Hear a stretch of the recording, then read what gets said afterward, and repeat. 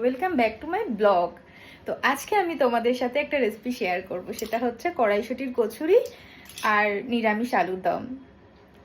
প্রত্যেক মঙ্গলবার করে যেহেতু আমি বজরংবলির উপোস করি, তার জন্য আমি মঙ্গলবার করে ভাত খাই না। তাই এই দিনকে আমি লুচি কিংবা কচুরি বা আলুর তরকারি এইসব খেয়ে থাকি। তো দেখা যাক রেসিপিটা। আলুগুলোকে আমি কেটে ভালো করে ধুয়ে নিয়েছি, দুটো টমেটো নিয়েছি, কাঁচা লঙ্কা আর শুকনো লঙ্কা নিয়েছি। তার সাথে এদিকে আমি নিয়েছি আলুর দমের মশলা, সানরাইজের গোটা গরম মশলা নিয়েছি, জিরের গুঁড়ো নিয়েছি, তেজপাতা নিয়েছি ফোড়ন দেওয়ার জন্য, আর পরিমাণ মতন হলুদ নিয়েছি, পরিমাণ মতো জিরের গুঁড়ো নিয়েছি, পরিমাণ মতো ধনের গুঁড়ো নিয়েছি। কড়াইতে পরিমাণ মতন তেল দিয়ে দিয়েছি আলুগুলো ভাজার জন্য।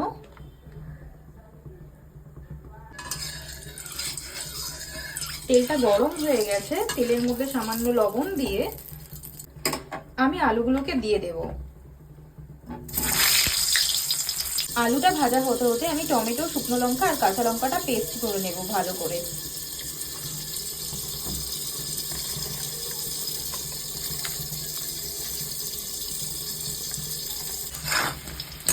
আলুটা লাল লাল করে ভাজা হয়ে গেছে।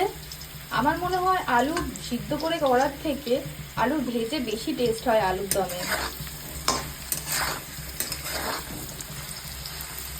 এবার আমি আলুগুলোকে তুলে নেব। কুচনো আদা, গোটা গরম মশলা, পরিমাণ মতন সাদা জিরে আর তেজপাতা।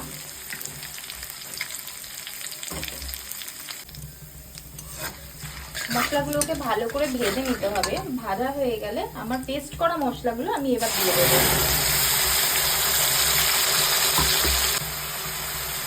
মশলাটা হালকা ভাজা হয়ে গেছে, কারণ মশলা থেকে তেল উঠে এসেছে। এবার আমি গুঁড়ো মশলাগুলো দিয়ে দেব। এখন আমি ধনের গুঁড়ো, জিরের গুঁড়ো আর হলুদের গুঁড়োটা দিয়ে দিচ্ছি। এবার আমি পরিমাণ মতন লবণ দিয়ে দিলাম।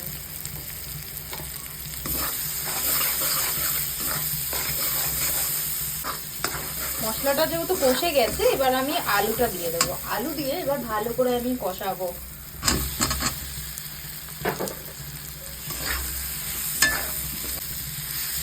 মশলাগুলো যেহেতু কষে গেছে, এবার আমি হালকা জল দিয়ে কষাবো।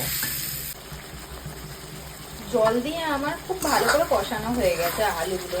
এবার যেহেতু তেল বেরিয়ে এসেছে, এইবার আমি সানরাইজের আলুর দমের মশলাগুলো দিয়ে দেবো।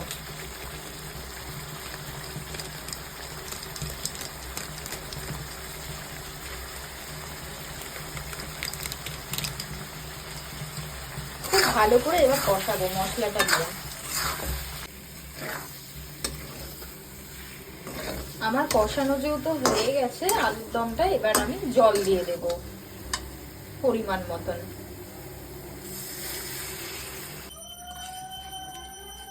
আলুর দম আমার হয়েই গেছে। এবার আমি সামান্য পরিমাণে জল দিয়ে দিলাম। জল দিয়ে এবার আমি নামিয়ে দেব।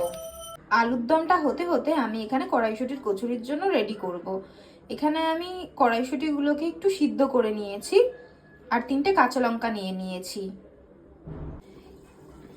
এখানে আমি পেস্ট করে নিয়েছি কড়াইশুঁটিটাকে। কড়াইশুঁটি কচুরি বানানোর জন্য আমি সামান্য পরিমাণে ধনের গুঁড়ো নিয়েছি, জিরের গুঁড়ো নিয়েছি, হলুদের গুঁড়ো নিয়েছি, সামান্য পরিমাণে লবণ আর পরিমাণ মতন চিনি। চিনিটা তোমরা নিতেও পারো, নাও নিতে পারো। তেল গরম হয়ে গেছে, এবার আমি কড়াইশুঁটির পেস্ট করাটাকে দিয়ে দিলাম আর তার সাথে আমি মশলাগুলোকেও দিয়ে দিলাম। এইবার আমি ভালো করে ভাজা ভাজা করে নেব মশলাগুলোকে নিয়ে। মশলাগুলো দিয়ে ভালো করে আমি কষিয়ে নিলাম, কারণ এতে কড়াইশুঁটির কচুরিটা খেতে টেস্ট লাগে।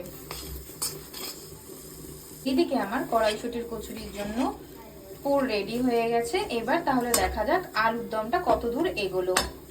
আমার হয়ে গেছে। এবার আমি পরিমাণ মতন চিনি দিয়ে দিলাম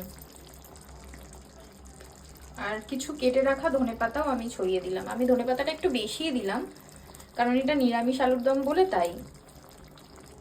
তোমরা চাইলে নাও দিতে পারো, তোমরা চাইলে গরম মশলাও দিতে পারো। আলুর দম হয়ে গেছে, এবার আলুর দমটা আমি নামিয়ে নেব। এইবার আমি রেডি করব কড়াইশুঁটির কচুরির জন্য। ময়দা আমার মাখা হয়ে গেছে, এবার আমি লেচি করে নেব। লেচি আমার করা হয়ে গেছে, এবার আমি ময়দার মধ্যে পুরটা ভরে নেব। লেচিটা একটু হাত দিয়ে বড় করে নিয়ে এইবার পুরটা লেচির মধ্যে দিয়ে দিতে হবে।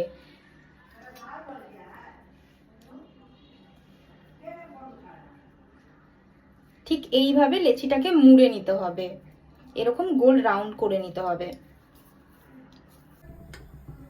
কড়াই গরম হয়ে গেছে, এইবার আমি পরিমাণ মতন তেল দিয়ে দিলাম কচুরিগুলো ভাজার জন্য। প্রত্যেকটা লেচি হালকা করে তেল দিয়ে বেলতে হবে, বেশি জোরে চাপ দিলে কিন্তু পুরগুলো বাইরে বেরিয়ে আসতে পারে, তাই খুব সাবধানে বেলতে হবে।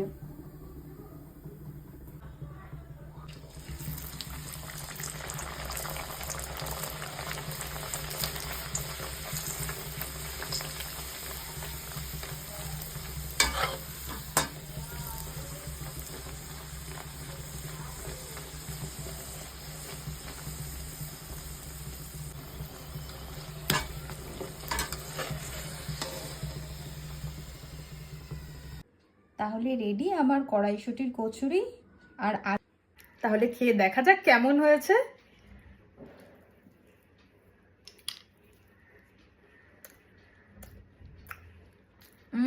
জাস্ট ওয়াও, খুব ভালো হয়েছে। আমি নিজের খাবার নিজেই বলছি খুব ভালো হয়েছে। ভিডিওটি ভালো লাগলে লাইক আর শেয়ার করে দিও। টাটা।